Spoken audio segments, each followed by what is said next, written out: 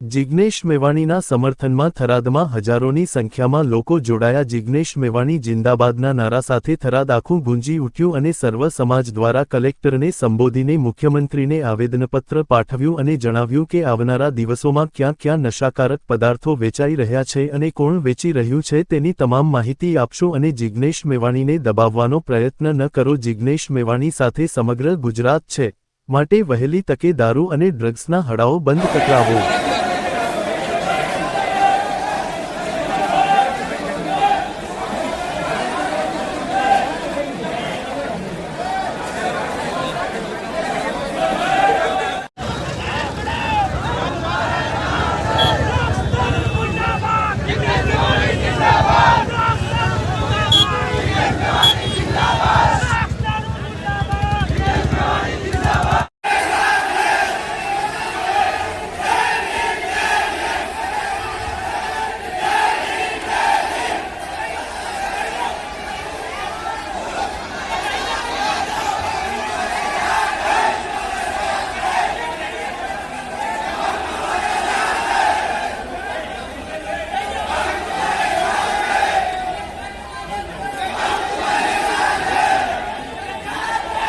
સમગ્ર બનાસકાંઠાના જે નીચેના તમામ કાર્યકરો, વિવિધ સંગઠનો, ધાર્મિક એનો ઓથ લઈને મદદ કરીશું અને સર્વે કરીને તમામ લિસ્ટ એ કેટલા દેશી દારૂ પાડે છે, કેટલા ઇંગ્લિશ વેચે છે, કેટલો ગાંજો વેચે છે, કોણ એમડી વેચે છે, જેટલા કેફી પદાર્થોના વેચાણ કરવા વાળા લોકો છે એનું લિસ્ટ પણ અમે આપીશું આપને અને એની સામે યોગ્ય કાર્યવાહી થાય એવી અમે અપેક્ષા રાખીએ। આ સર્વ સમાજનું આવેદનપત્ર છે, સાથે સાથે કોંગ્રેસ પાર્ટીનું આવેદનપત્ર છે અને જિગ્નેશ મેવાણી સાથે સમગ્ર ગુજરાત છે। જે રીતે દબાવવાના નથી, એ પણ અમારા વતી ગૃહમંત્રીને વાત પહોંચાડશે।